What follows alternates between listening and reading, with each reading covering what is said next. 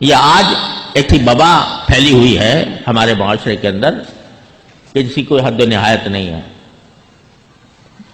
جن لوگوں نے کبھی ساری زندگی قرآن کریم کو پڑھنا نہیں سیکھا، جنہوں نے قرآن کریم کو کسی استاد سے نہیں پڑھا، ساری عمر سرکاری ملازمت کرتے رہے، ریٹائر ہونے کے بعد اچانک تفسیر قرآن لکھنے کا شوق پیدا ہو جاتا ہے کہ بھئی اب میں قرآن کی تفسیر لکھوں گا. بھئی تم نے کوئی عربی جانتے ہو کہ نہیں؟ عربی کی ضرورت نہیں ہے، اردو میں ترجمے چھپے ہوئے ہیں اور انگریزی میں چھپے ہوئے ہیں، تو اس سے ہم خود معنی نکال لیں گے اور اس سے خود کریں گے. چنانچہ اس کے بعد وہ اجتہاد کے منصب پر پہنچ جاتے ہیں.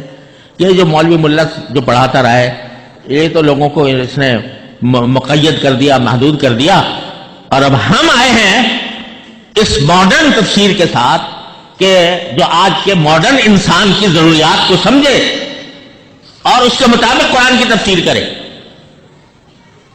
ایک نہیں دسیوں لوگ جو ہیں وہ یہ دعوے کر رہے ہیں، اور جن کی خواہشات نفس کی ان میں تکمیل ہوتی ہے ان کی تفسیر میں، وہ ان کے دیوانے ہیں کہ بھئی یہ جو تفسیر کر رہا ہے یہ جو ماڈرن دور کے لحاظ سے بڑی شاندار ہے اور اس میں بڑی سہولت ہے. اور مولوی ملاؤں نے تو دین کو محدود کر کے ایک دائرے کے اندر محدود کر دیا ہے. ہر چیز کو حرام کہہ دیتے ہیں، ہر چیز کو ناجائز کہہ دیتے ہیں، کسی کو مکروہ کہہ دیا، کسی کو حرام کہہ دیا. اب یہ آئے ہیں مفسر اعظم کہ جو قرآن کو آج سمجھے ہیں، 1400 سال میں نہیں سمجھا گیا، یہ نئے سمجھے ہیں اور ان کے پیچھے چلنا چاہیے. میرے بھائیوں، اس قسم کے نعرے ہر دور میں ہوئے ہیں. یہ ابھی آپ نے جو صحیح بخاری کی آخری باب پڑھا ہے نا، کتاب التوحید، اس کا ایک نام ہے کتاب الرد علی الجہمیہ. اس میں آپ نے پڑھا ہوگا معتزلہ کا رد ہے، جہمیہ کا رد ہے، کرامیہ کا رد ہے، قدریہ کا رد ہے، جبریہ کا رد ہے. جتنے یہ بڑے بڑے فرقے پیدا ہوئے تھے، ان کا طوطی بولتا تھا اپنے زمانے میں، اور لوگ دیوانے تھے. یہ عقل کی بات کرتے ہیں، اور باقی جو ہیں جو سلف صالحین کے طریقے پر چلے آ رہے تھے وہ کہتے ہیں جی یہ مولوی ملا ہے، ان کو عقل نہیں، ان کو سمجھ نہیں، یہ قرآن کی عقلی تعویل نہیں کرتے، عقلی معنی نہیں بیان کرتے، یہ عقل سے دور ہے. ہم لائے ہیں عقل کی باتیں. وہ یہ فرقے تھے، اور ان کا طوطی بولتا تھا، ان کا ڈنکا بجتا تھا، ان کی حکومت قائم ہو گئی تھی، اور وہ لوگوں کے اوپر ظلم و ستم ڈھاتی تھی. جو ان کی بات نہیں مانتا تھا اس پر کوڑے برساتی تھی. لیکن آج کئی نام سنتے ہو آپ؟ کسی کو ذرا پوچھو، کسی سے جانتے ہو معتزلہ کیا تھے؟ کسی کے ذہن میں اس کا نام ہے؟ جہمیہ کیا تھے؟ کرامیہ کیا تھے؟ اور جبریہ اور قدریہ کیا تھے؟ اور تو اور بہت سے ہمارے طالب علموں کو بھی نہیں پتا ہوگا. جب تک دور حدیث نہیں پہنچتے یا علم کلام تک نہیں پہنچتے تو کسی کو پتا بھی نہیں ہوتا.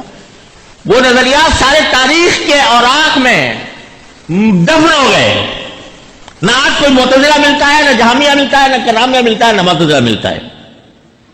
یہ آج جو لوگ قرآن کریم کی تفسیر اپنی عقل کی بنیاد پر اور نبی کریم صلی اللہ علیہ وسلم کی تعلیمات کی روشنی کے بغیر جو یہ تفسیریں کر رہے ہیں، جن کا ڈنکا بج رہا ہے بعض لوگوں کے اندر، الحمدللہ جمہور امت میں نہیں، لیکن بہت سے نوجوان، بہت سے لوگ سمجھتے ہیں بھائی اس میں ہماری خواہشات کی تسکین ہو رہی ہے، لہذا ان کے پیچھے چلتے ہیں.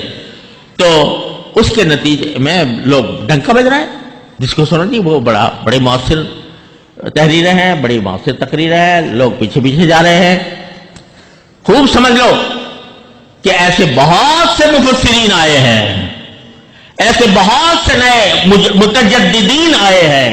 تاریخ ہماری بھری ہوئی ہے، لیکن کچھ عرصے تک ان کا ڈنکا بجتا ہے، پھر وہ ایسے غائب ہوتے ہیں صفحہ ہستی سے کہ ان کا نام صرف تاریخ میں محفوظ رہ جاتا ہے. اما الزبد فیذهب جفاء واما ما ينفع الناس فيمكث بالارض. یہ جھاگ جو ہے نا، یہ جھاگ تو قرآن کہتا ہے یہ ختم ہو جاتا ہے، وہی چیز باقی رہتی ہے جو لوگوں کو نفع پہنچانے والی ہو. فیمکث بالارض، وہ اللہ تعالیٰ کے حکم سے باقی رہتی ہے. لہذا 1400 سال کی تاریخ دیکھ لیجئے، کتنے فرقے آپ کو نظر آئیں گے، لیکن اگر کوئی باقی رہا تو ما انا علیہ واصحابی، یعنی نبی کریم سرور دو عالم اور حضور اقدس صلی اللہ علیہ وسلم کے صحابہ. یہ اللہ تبارک و تعالیٰ کا ایک نظام